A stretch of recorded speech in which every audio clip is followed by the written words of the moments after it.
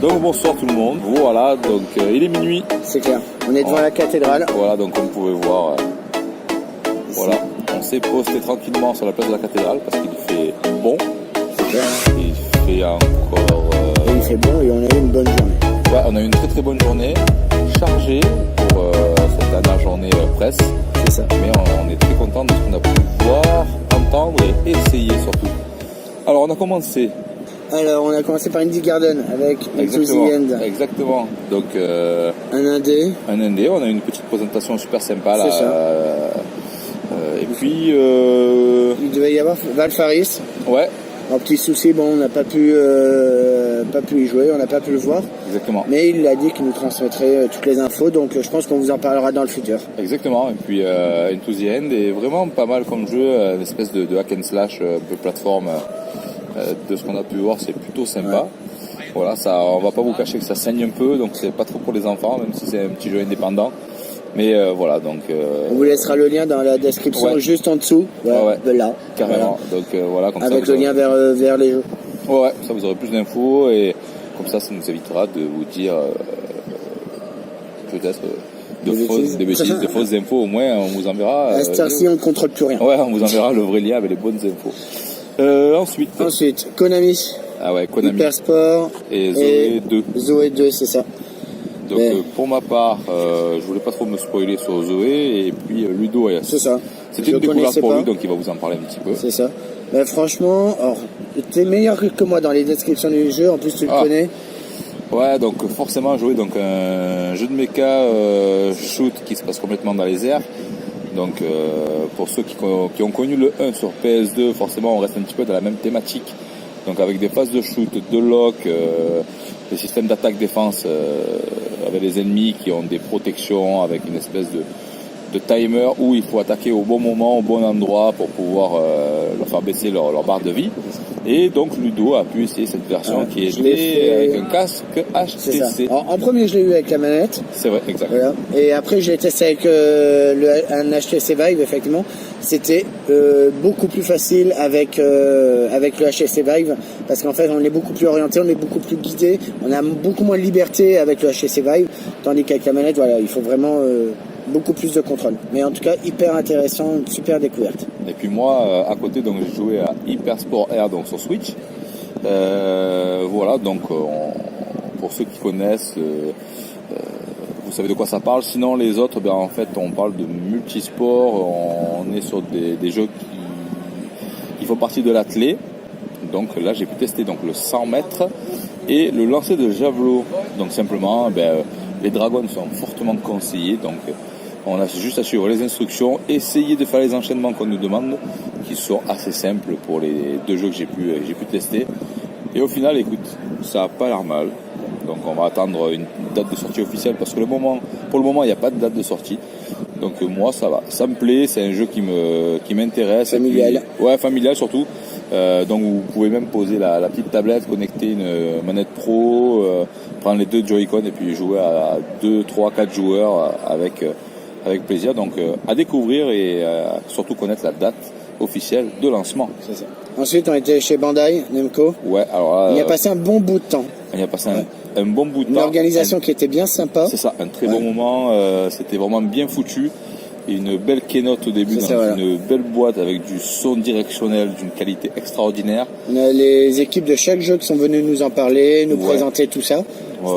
C'était bien organisé. C'était bien foutu. Chaque bande-annonce de jeu donnait envie d'y mettre les mains. Ouais. Et aux surprises, donc déjà en arrivant sur chaque siège, on a pu découvrir donc un joli cabas avec plein de goodies à l'intérieur donc de chez Bandai Namco. Et ensuite, comme dans un magasin, les deux grandes portes sont ouvertes et là on a découvert toutes les bornes et toutes les présentations de jeux étaient jouables donc en arrière-boutique et on a pu donc retrouver du One Piece World Secret. Ensuite on avait du Man of Medan. C'est ça. On a eu du Jump Force, du 11-11, Team Mirror. Twin Mirror. Oui, effectivement. Soul Calibur 6 et Ace Combat 7. Grosse sélection de la part de Bandai Namco. Alors, on n'a pas eu le temps de tout, pour ça, tout donc, en tester. fait, on avait 40 minutes et on avait complètement le choix. Donc, c'est-à-dire qu'on pouvait lancer un jeu et faire comme on fait à la maison, c'est-à-dire appuyer sur la touche PS, fermer l'application et lancer n'importe quel autre jeu. Ludo, toi, tu as testé en premier. Alors, j'ai commencé par Jump Force, qui est juste une tuerie. Graphiquement, il envoie du très très lourd. Alors, il rassemble tous les personnages de Bandai Namco. C'est ça. Et franchement, voilà. Après, c'est du combat. Les coups spéciaux sont magnifiquement bien réalisés. Et non, super dynamique, super beau visuellement, ça claque, ça envoie les pieds comme on dit. Puis donc voilà, on se retrouve dans le décor avec la capsule corp de fou. Non, franchement, c'est juste hallucinant. Moi, je kiffe DBZ, donc forcément, j'étais dans mon élément. Et après, moi j'étais sur quoi? Moi, j'étais sur Man of Medan. Donc, c'est ceux qui ont fait Until Dawn. Donc, un jeu d'horreur où on ne sait pas par qui on se fait poursuivre et il nous arrive plein de trucs. On tombe dans des guet-apens où on se fait couper le bras. Âme sensible, s'abstenir. Ouais, donc là, ça se passe sur un bateau, il y a une explosion et puis donc on se retrouve donc à l'intérieur du bateau et puis là, l'histoire commence et à un moment donné, on se fait happer par une espèce de squelette qui sort des eaux, qui nous attrape et là, il faut vite appuyer sur triangle, rond, croix, répétition et la démo s'arrête là. Voilà. Ensuite, sur quoi on a mis les mains? Moi, Eleven. Ah oui. Alors, Eleven, ça parlera beaucoup à ceux qui ont joué au Soldat Inconnu d'Ubisoft. Exactement. C'est un peu sur le même sujet. Ça parle de la Première Guerre mondiale. La grosse différence, c'est que la réalisation artistique est magnifiquement bien faite. Carrément. Chaque image est une peinture. Je vous en dis pas plus, je vous laisse découvrir, mais en tout cas, je vous le conseille fortement. Il est magnifique. C'est une tuerie. Exactement. Et après, donc, est-ce qu'on a eu le temps de tester autre chose? Est-ce que tu en avais fait un autre? Non, je crois qu'on s'est limité à ces deux, parce qu'ensuite on a dû enchaîner. Ah oui, et on est allé chez... Hop là, on est allé chez Shadow. Oui, exactement. Voilà, on est allé redécouvrir le Shadow. Voilà, donc là, Ludo va faire l'expérience d'avoir la fibre chez lui, et moi je l'ai déjà, donc on s'est dit, on va se rapprocher de Shadow pour prendre quelques informations sur ce concept qui semblait un peu fou il y a quelques années, il y a de cela 2-3 ans il me semble, et puis finalement ça marche fort, on nous a présenté des produits juste extraordinaires. Leur nouveau boîtier. Leur nouveau boîtier qui pour le moment est encore un proto, mais bon c'est juste la folie d'un pauvre petit PC portable à 200 balles où vous y mettez Shadow dessus et vous tournez avec une GTX 1080 Ti. Pour vous donner l'idée, on était sur un PC portable HP équipé d'une carte graphique ATI intégrée. Et on a fait tourner dessus Far Cry en 1080p. C'était ouf. Ouais, donc c'était juste incroyable. Mais vrai, c'était juste des fois même on savait pas si c'était un fake ou pas, mais non, on tournait tout à fond. Et après surtout, il y a eu la belle surprise, c'est qu'il m'a passé la manette connectée à un smartphone. Un Samsung A3. Ouais, c'est ça. On appuie sur OK. J'ai coupé la partie du Ludo sur le PC. J'ai repris sa manette en main sur le smartphone et ça pédalait du feu de Dieu. Et mon smartphone n'a même pas chauffé. Et Ludo a repris la main en appuyant sur Start également. Il m'a coupé ma connexion, a repris le jeu instantanément. Non, c'est vraiment une énorme surprise. Donc, alors, comme il le précise, il faut avoir quand même une connexion fibrée pour être tranquille et une connexion stable. C'est ça. Voilà, si vous avez une connexion qui fait des hauts et des bas, c'est pas la peine. C'est pas la peine d'investir dans un Shadow. Il faut quand même avoir un minimum de connexion. Exactement. Donc ça, c'était pour la partie Shadow. Après, on est allé Techland, Daylight 2.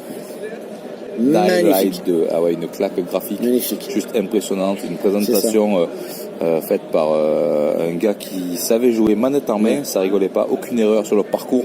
Cela, on parle tout quand même de ultra parcours. Fluide. Ultra fluide, on s'accroche de partout, aux barres de fer, au balcon, à la toiture. C'était juste incroyable graphiquement, ça pédalait du feu de Dieu. Il y avait de ce qu'on en a vu, on a quand même un léger doute sur le fait que ça sorte sur les consoles actuelles. Ouais. On verra. On demande, à mon avis, une grosse config gourmande sur PC, ça c'est sûr. Est-ce que ça va tourner sur PS4 Pro, sur Xbox One X? On va pas dire de bêtises, je sais pas honnêtement, mais ou alors il va y avoir du downgrade, ce qui serait fort possible. C'est ça. Ensuite, mais c'est quand même une belle découverte. Ouais, en tout cas c'est clair. Ensuite, nous sommes retournés. On est retourné chez Konami. C'est vrai, pour Konami PES et puis bien 2019. Sûr, voilà. Ah ouais, donc là, c'est plutôt pas mal. On a eu de belles surprises. Ils ont officialisé donc la Série A, la Ligue 1. Donc ça, c'est pas mal. Ils ont énormément avoir donc 2 licences officielles sur les championnats. Ils ont les vieux joueurs. Ouais, ils ont les Russes. Ils ont les Russes, sont les seuls à avoir les Russes. Ils ont les vieux joueurs à l'ancienne, les Legends là, et puis on a vu aussi un petit steelbook spécial David Beckham. C'est ça. Comme ça, c'était fun. Et bien sûr, on est sorti de là, ça a duré 10-12 minutes. Le brief, on est sorti de là, on a fait quelques parties. C'est ça. Et on a fait 3 parties, puis on s'est retrouvé avec un 0-0. Donc il n'y a pas de vainqueur entre les deux et moi sur PES. Mais voilà, non, c'était fun. C'était bien foutu, ça pédale bien. Gestes techniques et tout, on a envoyé des reprises de volée et tout. C'était fun. Magnifique. Donc, très bon avis encore aussi sur PES. Pour continuer, on est retourné également. C'était une journée où on a fait les allers-retours de chez certains exposants. On est un peu fatigué. C'est ça. Là, on est retourné chez Indie Garden pour un indé, un nouveau, avec Velocity Rage. Yes, exactement. Donc, mélange un petit peu de tout. De Burnout, de Need for Speed, d'Exocean Derby, de Wipeout. C'était sympa. Ouais, c'est clair. Ouais, c'était sympa. Le mec était cool. Alors, il était en pré-alpha, c'était vraiment le tout début, et déjà ça tournait pas mal. Hein. Ça tournait pas mal, il y avait possibilité de jouer en multi, il y avait plusieurs cartes déjà. Donc non, franchement, c'est bien amusé. Il y a énormément de combinaisons qui sont possibles sur les armes, ça pète de partout. Non, ça va. Moi, j'ai bien aimé. Voilà. Après, on va voir ce que ça va donner. Faut voir sur l'année ou début de l'année prochaine, on va voir un petit peu ce que ça donnera. Pour l'instant, c'est juste sur Steam, mais il a quand même des projets de PS4 à venir. Tout à fait, exactement. Et on a terminé. Par le concurrent de PES, il fallait qu'on fasse les deux, on pouvait pas faire l'un sans l'autre. Et on est allé chez EA pour tester FIFA 19. On est allé aussi, on est allé fermer les portes de chez EA parce que, comme vous le savez maintenant, on vous l'a répété, ça dure 3 jours la presse. Et donc ce soir c'était la fin. Et on a commencé chez EA, puis on finit chez EA. Un accueil juste top. Je le redis, top. EA, vous êtes juste formidable. Du pain au chocolat en passant par le jus de fruits, les jus véganes, les salades, les pâtes, le riz. On a été reçus vraiment comme des rois chez EA. Exactement. Et puis donc on a pu nous faire rentrer sur FIFA 19. Pareil, on s'est fait quelques petites parties, comme PES dans son genre avec ses aficionados. Voilà, donc nous on s'est éclaté personnellement sur les deux. J'ai pas de préférence. J'étais un ancien PES, je suis passé à FIFA. Je vais peut-être repasser à PES. La grosse nouveauté, quand même, j'y pense maintenant, la grosse nouveauté de FIFA qu'on n'a pas vue, c'est quand même la Ligue des Champions. Exactement. On n'a rien vu de la Ligue des Champions. Voilà, donc par contre, on a été assez cadenassé sur le choix des équipes. Et voilà, donc on a fait encore là aussi 2-3 parties. Bordeaux-Manchester. Bordeaux-Manchester, on a fini encore sur un match nul. Voilà, c'est ça. Donc, non, c'était cool. Et puis après, voilà, donc on est sorti, on a fermé le magasin EA et nous sommes rentrés à la maison. C'est ça. Donc, avant de ressortir, c'est pour ça que vous avez cette vidéo depuis la place de la cathédrale de Cologne. Exactement. Donc écoute, franchement, pour moi... voilà, je vais te laisser conclure cette première partie, parce que c'est quand même toi qui découvrais la Gamescom. C'est toi qui découvrais le côté presse pour comparer avec la Paris Games Week. Bon, ok, ce n'est pas comparable. Non, donc vas-y, dis-nous tout. Moi j'étais le noob de l'histoire. Donc ça fait un petit peu plus de 10 ans que je fais des conventions et autres salons en France. Et puis là, j'ai atterri à Cologne. Donc ok, je peux être un habitué, je peux peut-être être blasé par certaines répétitions ou certaines redondances dans tous les événements qu'on peut faire à l'année. Mais là, la Gamescom, ça fait mal. Là, on est au-dessus. Ouais, on est au-dessus. On a passé 3 jours full business. C'était vraiment dingue. Un accueil extraordinaire. On ne connaît pas encore l'espace public. On vous le fera découvrir dès demain. Voilà, donc la clim de partout, des petits fours et à boire de partout, un accueil toujours chaleureux avec, il faut noter, des Allemands qui font un effort de parler en français ou alors de nous comprendre. À chaque fois, c'est « Excuse me, do you speak French? Un petit peu. » Donc voilà, donc ils faisaient des efforts, c'était vraiment chouette. On a toujours pu et su se faire comprendre et finalement valider nos rendez-vous ou des fois avec gentillesse, c'est eux qui nous appuyaient justement pour qu'on puisse passer à l'heure. Non, franchement, c'était cool. Il reste la partie publique qu'on va aller affronter demain. Donc là, voilà. Là, ça va être autre chose. C'est un petit peu détente aussi. Et là, on était un petit peu pris dans le jus tous les jours, on va dire 9h, 18h pendant 3 jours. Donc c'est fatigant parce que forcément, comme vous le savez, on a les rushs à faire et puis on a les montages. Et c'est hyper grand. On passe beaucoup de temps à marcher. C'est super grand. Pour ceux qui connaissent, c'est 2 fois et demi plus grand que la Paris Games Week. Donc forcément, il y a de quoi faire. Des escalators, des marches, des couloirs, des gens à esquiver, des coups d'épaule, des coups de coude. Mais voilà, donc on s'en sort. Demain, c'est le grand bain. Ouais. On va se jeter dans la fosse au lion. C'est ça. On va voir comment ça va se passer. Mais en tout cas, voilà. Donc, on a passé une bonne nuit. On a pu dormir un petit peu la nuit Je pense dernière. que pour la vidéo, là, on vous a fait une vidéo par jour pour la presse. Il y a beaucoup Ouais. de tests qu'on voulait vous partager avec vous tout de suite. Là, je pense qu'on vous fera un combo samedi. Oui. Enfin, samedi, on a de la route, hein, donc vous l'aurez peut-être dimanche la Sûrement. vidéo. Sûrement. Mais en tout cas, on vous fera un gros combo dimanche de tout ce qu'on a pu voir de l'ambiance côté public. C'est ça. Parce que je ne pense pas qu'on va pouvoir beaucoup jouer, vu le monde qu'il y a. Ouais, il y a des files d'attente entre 3, 4, 5 et 6 heures parfois. Donc là, on va vraiment vous faire vivre l'ambiance du côté public. C'est ça, donc voilà. Donc là, on vous cache pas qu'on est en train de faire des petites prises de scène de quelques secondes, faire des montages entre photos et vidéos. On va essayer de faire ça propre pour que ça vous plaise. Donc forcément, ça demande du taf.